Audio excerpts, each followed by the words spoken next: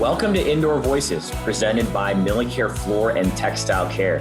Join us as we explore the great indoors and talk to experts about how to improve our indoor environments.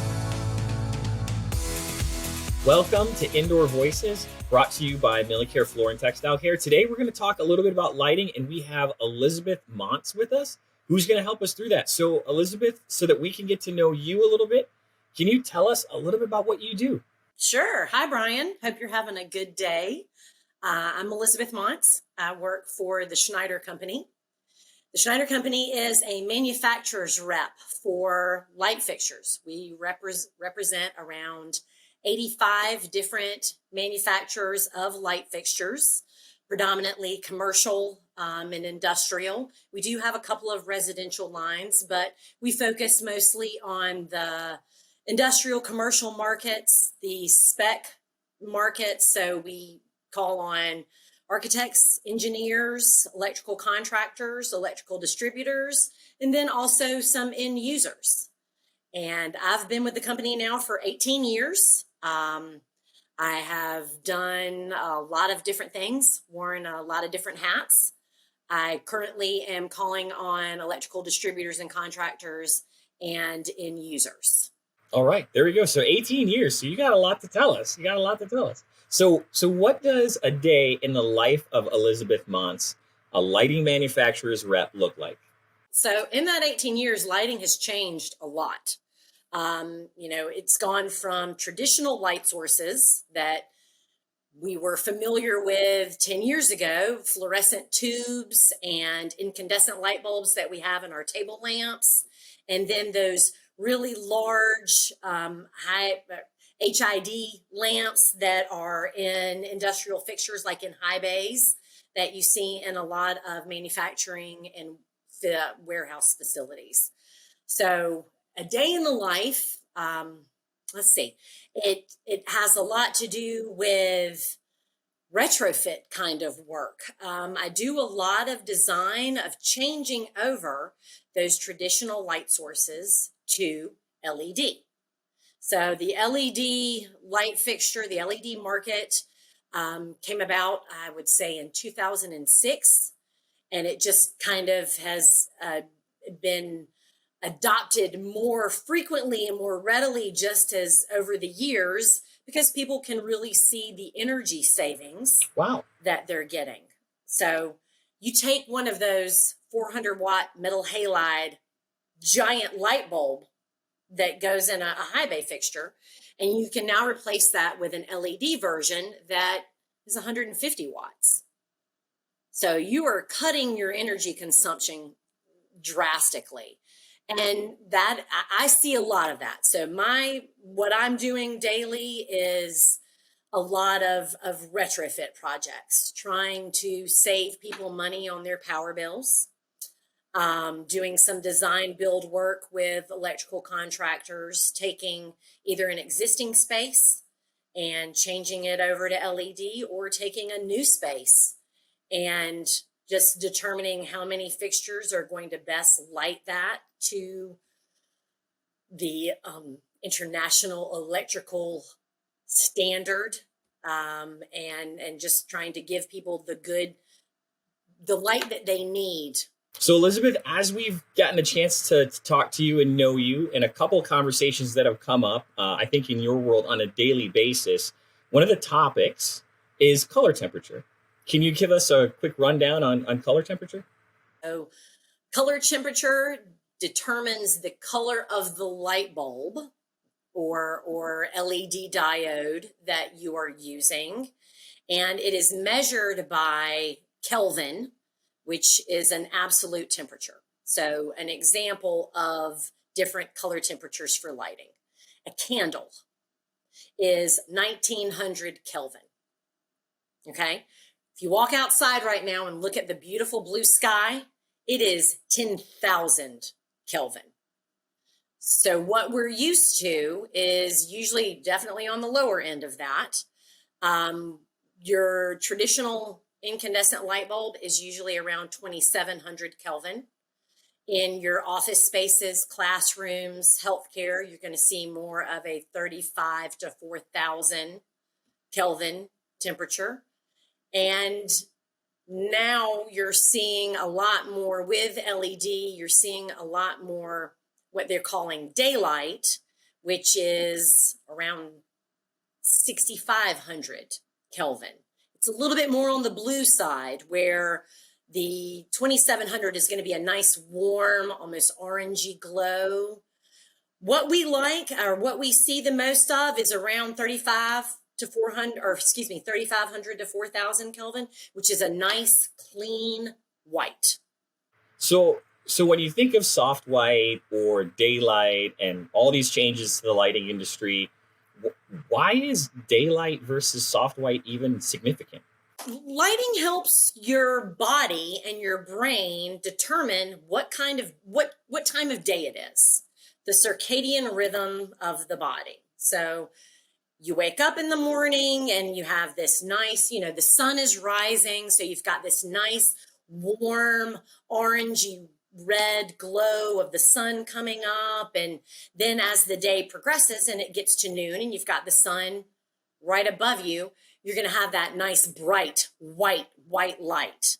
And then as the day goes on and the sun starts to set, you're getting that nice warm light again. So your brain is reacting to those different light levels.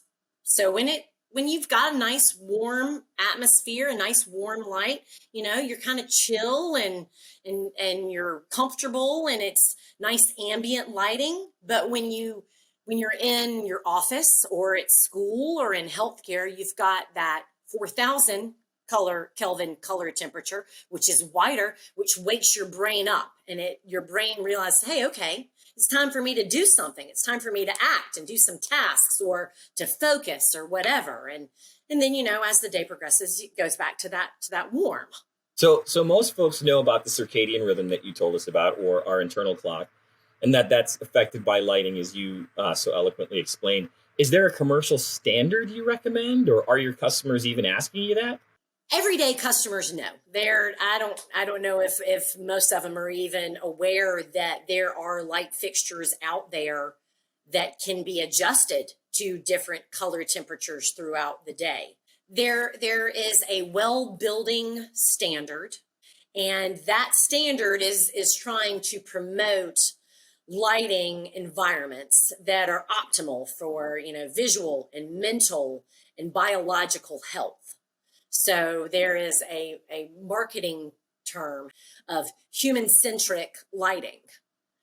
And some manufacturers are starting to come out with these fixtures that, through controls, sensors, and time clocks, will change the lighting automatically throughout the day. We're not really seeing much of that right now. Starting to, mostly in healthcare, because lighting is, where you're going to see that need for circadian rhythm is in healthcare. It's where people are sleeping. It's at the schools, we want the light bright because we want our students and our children to be able to focus. You can start it with a little warm, but you want them to be able to see what they're doing, and you want them focused. But healthcare, with people recovering and recuperating from surgeries and illness, that's where I think we'll start to see it more frequently. Right. So I like that human-centric term that you use, because when you compare that to the fact that folks were home for the last 16 months, would you surmise that folks have received more daylight or changed up their lighting in their homes? What do you think? I would definitely think that people are seeing more in their working from home. We have windows where a lot of us who are in an office setting, where there are people in cubicle farms, which I know that open concept is changing, but there isn't a lot of natural light in spaces. There aren't a lot of windows. So I would think that people working from home are definitely getting a lot more natural light than they were in their office place. But with that human-centric lighting and the future of lighting, we're seeing a lot more design being focused around adding more windows, adding more skylights, and then adding fixtures, light fixtures that have sensors on them that are going to react to that daylight. And when, if you've got light fixtures that are going next to a row of windows and they don't need to be at full power, then they're going to react to that natural light and they're going to automatically dim down. The technology with lighting and with this human-centric lighting it's really coming a long way, and they're just making improvements every day. It's very cool. Okay. So we should pay attention to circadian rhythms and we should make sure we have some natural light.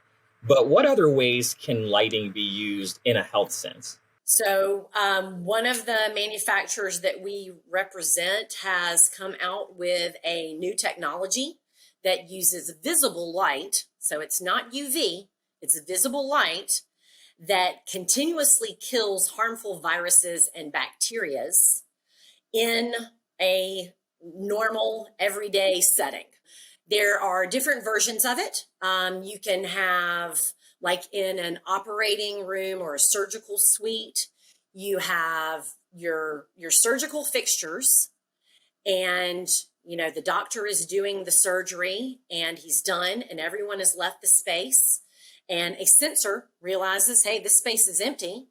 So it kicks on this indigo colored light, and that light is actively killing all of the viruses, all of the bacteria in that space. And it's light, so it's bouncing around. So it is not just killing line of sight. It is killing underneath the tables, underneath the beds. It's killing bacteria on the soft surfaces, on the sheets, on the curtains. All of the different places in an operating room that are being, the staff is going to come in and they're going to do their normal procedures. So it's not taking away from those normal procedures. It's just an added benefit of your light fixtures. You have light fixtures in the space anyway. Might as well have them benefit the space by actually doing some good and killing the bacteria. That was going to be my next question, was going to be, are you getting asked for that? But to switch gears a little bit, what is the most common question you get being in the lighting industry? The most common question, let's see, would be, how can you save me money? There you go. Me personally, that's what I get a lot of, is how can you save me money? So with the transition to LED, a lot of our energy providers, our power companies, will offer rebates. So if a business says, okay, we're interested in changing over to LED, what can you do for me? Then I would go in and do an audit, and an audit would consist of counting every single light fixture and making notes about how many light bulbs are in each one, what is the wattage of that light bulb, and then compiling all of that information. How much is the business paying for their power? And then coming up with an LED alternative, whether it's a retrofit or a new fixture, showing how much energy a company can save by changing over to an LED fixture. I mean, because like I said earlier, with the HID, a 400 watt metal halide light bulb, it's 400 watts. You add in the ballast factor of that, it becomes 468 watts. That's a lot of energy consumption for a warehouse. And if you change that to a 150 watt fixture, it's going to offer you the same light output, and it's going to be cleaner. It's going to last longer. It's going to not buzz like so many people are Right. used to. You walk into a warehouse and you hear that zzz. What is that? Oh, it's the light fixtures. Yeah, no, I appreciate that. I didn't know that. There you go. That's the buzz. Change them over to LED and you get rid of that buzz. So what projects are you working on most in the industry? Most of those kind of LED changeovers? Yes, I do a lot of industrial. I've done several school districts, changing everything over to LED. That's what people want to do now. The fluorescent tubes of the past are becoming more and more hard to come by. And when you see an LED fixture and you read the specifications of it, and you see that it is rated for 100,000 hours, which that even is, it's going to last longer than that. I mean, it for the most part. So let's change the conversation a little bit. I want to move to some design because I know you do that a little bit as well, right? So when we talked earlier, you told me that there are some showstopper pieces that you like working on. So what showstopper pieces or projects have you been working on? Because there is a design side to this lighting thing. There's definitely a design side. There are people who go to school for many years to be lighting designers so that they can, and architects, so that they can capture all of the nuance and all of those just cool aspects of lighting. Some of the things that I really like, let's see. I watched a webinar last week of a light fixture that is kinetic. It moves. So it starts small and it's a decorative pendant. So, you can hang it in your spaces, and it was called a Starburst is the series that the manufacturer named it. So there were 3 different versions. One that started small, kind of like a flower, and then you could pull it out, and each little petal of the flower is illuminated with LEDs. So you can take this small little fixture and pull it out to 4 feet, a 4-foot diameter. So there was a round one, there was a triangle, and then there was a rectangle. And when they were small, they were all about, they were very similar in shape. But then once you pulled them out to the larger scale, you could actually see that they were shapes.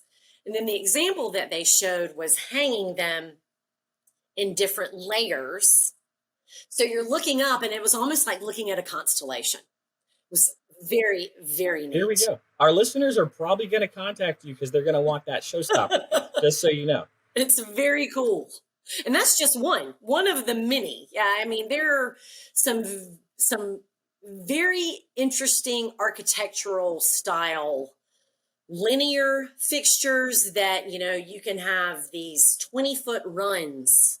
So a 120-foot long line of a light fixture, or you can make that into a shape. You can make it into, a 6x6 square, or a 18x10 rectangle, or triangles or circles. And yes, and then you can start to layer things. And a lot of times we discount lighting.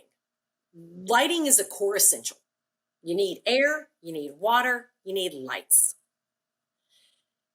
We think of lights, as, it's just something that when we move into our house, it's there. We're not, a lot of times we have those fluorescent clouds, or when you're in your office, you've got that typical 2x4, whether it's fluorescent or now LED. The way things are going now, architects and these companies are just coming out with really cool, better ways to light spaces that are getting away from that traditional 2x4.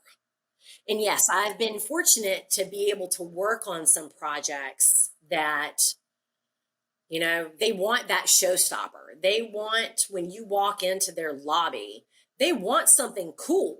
So Elizabeth, in one of our first discussions, you were talking to me about a facility wellness presentation that you were a part of that was centered on lighting and where lighting technology is going.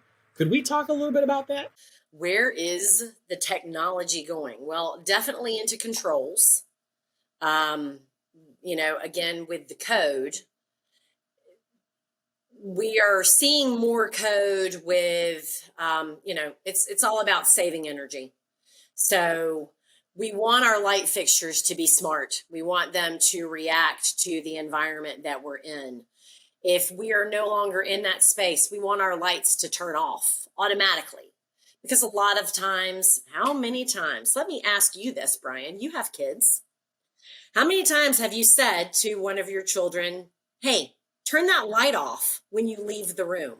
Oh yeah, too many times to name. Right, right. So now technology and the code is coming out with these sensors. You put sensors on your fixtures, you put sensors in your space so that they will detect that there is no movement, there is no heat, there is no occupancy in this space. We're going to turn these lights off, or we're going to dim them down. So one of our manufacturers has, and they do predominantly industrial, but they offer their fixtures and they all come standard with a sensor on them. And that sensor is automatically going to detect occupancy. It's going to detect the daylight harvesting. So like I said earlier, if those fixtures are up against a window or a skylight, they're going to react to that light, those ambient light levels, and they are going to dim down automatically. So with those sensors, now we can tie all of that back to a dashboard. So all of those sensors are going to talk to a gateway, and a gateway is going to go to a dashboard, whether it's on your computer, your iPad, your phone, what have you. And you will be able to control your light fixtures remotely from your device. Or if there is an issue, let's say a fixture has stopped working, it's going to give you an alert. And, if you're a facility manager and it's, you're at home and you're working, or you're with your family, but it's third shift, and that there are people in that facility that are working, and all of a sudden something happens with the lighting, it can alert you, and it can come to your phone and say, hey, we've got a problem. But you can also use that dashboard to see your energy consumption daily, hourly. You can break it down as granular as you need to.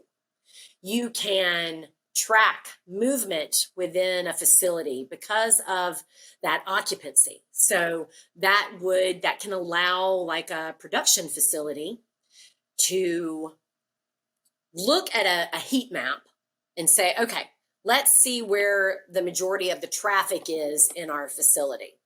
And through that heat map, you're going to see red. So you can see, okay, we've got a lot of action here where one of our lines is. But wait a minute, what's going on back there? I see a lot of red in that space. Oh, that's where the trucks are. So you've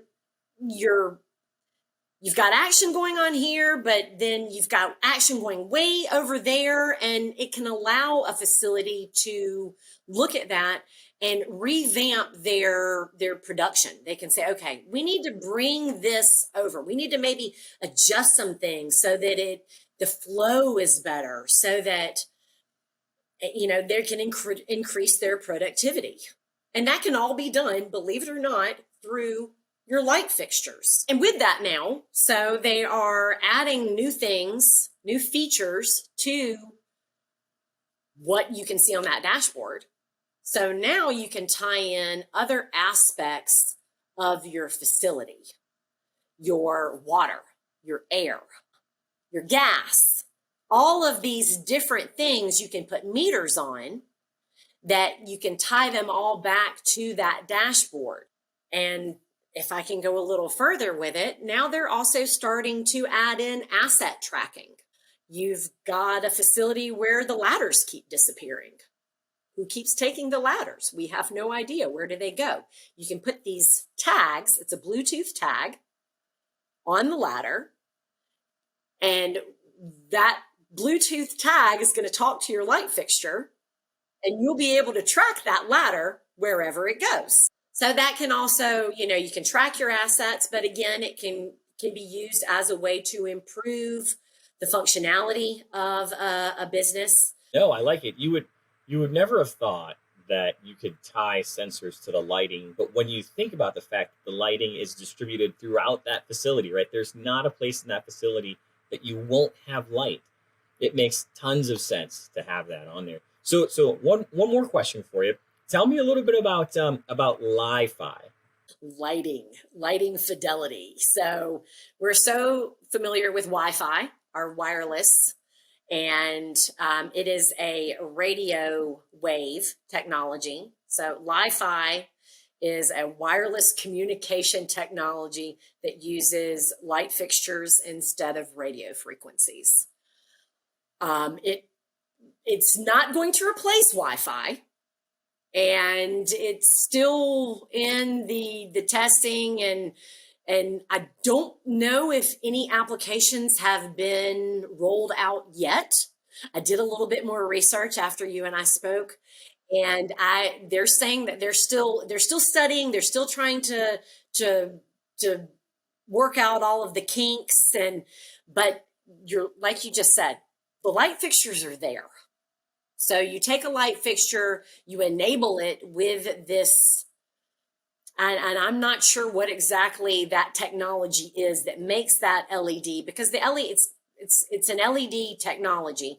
I guess they take the LED diode and somehow incorporate this technology that is going to be able to speak wirelessly to your phone or your laptop or your iPad or whatever, so that when you're waiting, let's say you're waiting for your car to be fixed, right? You're sitting in the lobby and they don't have free Wi-Fi. So you need to get some work done while you're waiting for your car to be fixed, and they have LED lighting above your head. Wouldn't it be cool if that LED lighting had that Li-Fi, it was enabled, and you were able to automatically just be able to use your device, and it's you're not using your cellular. It's free. Everyone would like that. Yeah, no, that's great. That's great. That's great. And I think and it's a great one to end on. I was thinking about where lighting could go and how that mashup with the internet may happen. So honestly, Elizabeth, full conversation today. Thank you so much for exploring the great indoors with us. Oh, well, thank you very much, Brian. I appreciate the opportunity.